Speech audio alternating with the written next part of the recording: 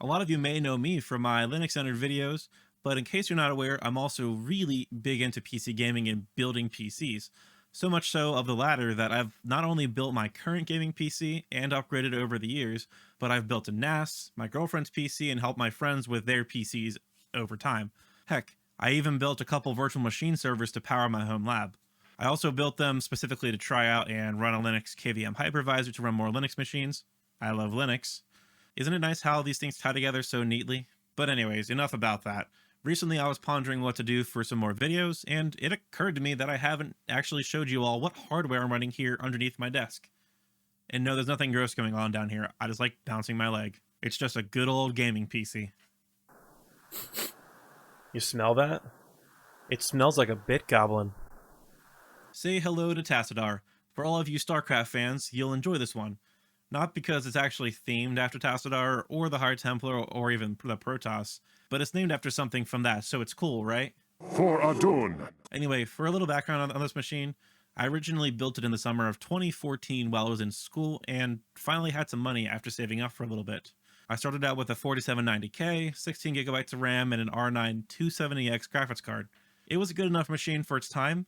That has been upgraded over the years, of course, and as of the last upgrade cycle I performed in mid-2019, it no longer contains any pieces of the original build from the summer of 2014. It's a formidable beast built around a mixture of gaming and productivity work, but also it wasn't too hard on my wallet. So I guess let's start with the hardware in the machine and going around the build. As for the processor that's currently in there, it's an AMD Ryzen 3600X 6-core processor. I went with this since I was planning this build around gaming and a bit of software and web development on the side.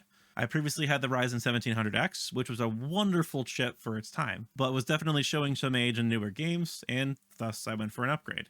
As for why I didn't shoot for the 3700X 8-core to match the 8 cores on the 1700X, that's because I found I rarely used all 8 cores at once, and considering the 3600X had such a massive single-threaded performance improvement, the multi-core performance actually seemed to be pretty similar, so that kind of seemed like a decent way to save a few bucks. Cooling the CPU is the Be Quiet Dark Rock Pro 4 beef monster of a behemoth. This is massively overkill for this processor, especially considering I don't even overclock it or do anything fancy of that nature.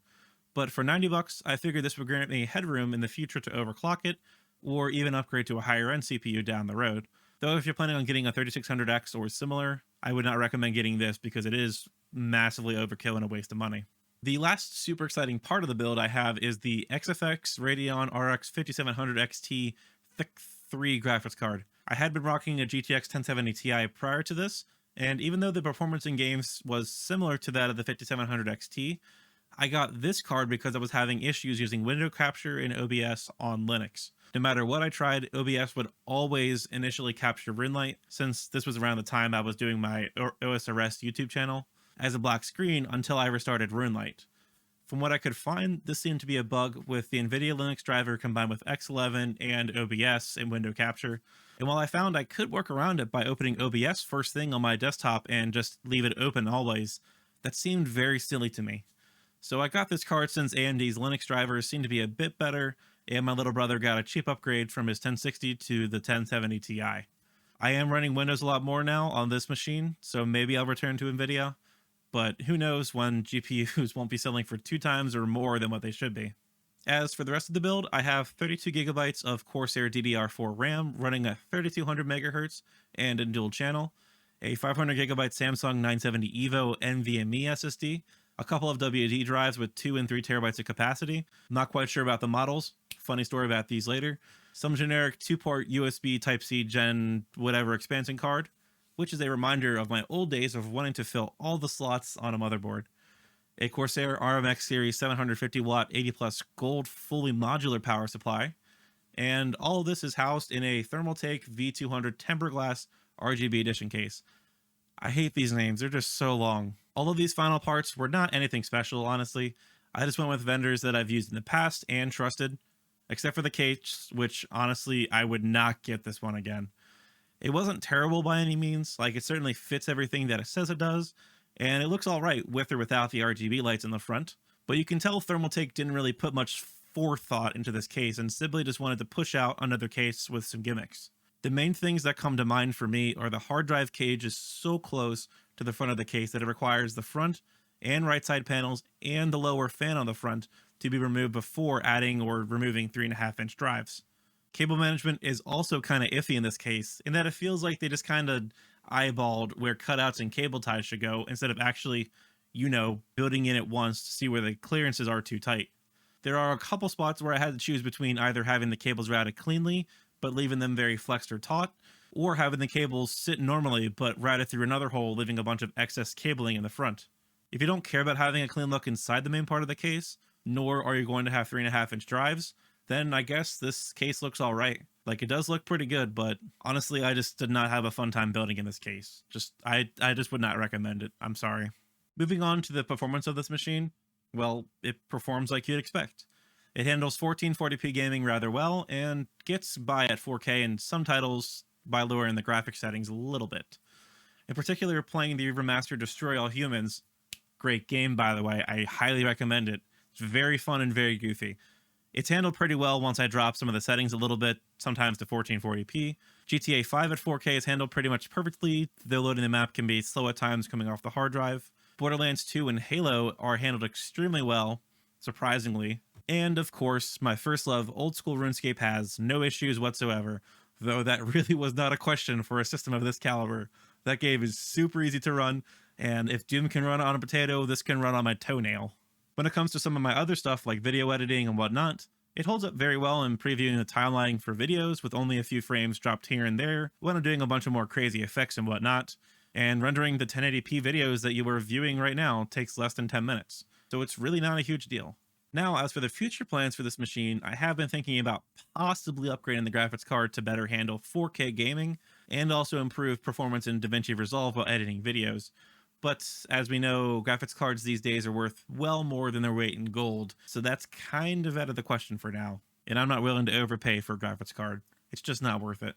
I have also been pondering upgrading my processor to an 8-core to improve video rendering performance, and although the CPU market hasn't been hit nearly as bad as the GPU market, any reasonable upgrade to me for Ryzen 5000 series has been out of stock everywhere that I have checked. And my long-term plan anyways for rendering videos is to set up a virtual machine on one of my servers with Resolve and render videos over there to free up my main PC for other things. Other than that, I don't really have any future plans to upgrade or expand. The only thing I can think of right now is adding a capture card to get some better footage of installing OSs and working in the BIOS, and maybe some game console stuff. I don't really need to add storage since I have plenty of storage on my NAS. I don't really need to add more RAM since 32 gigs is enough for everything I do. And there really isn't anything else. Like, what are we talking that's left? The power supply and case?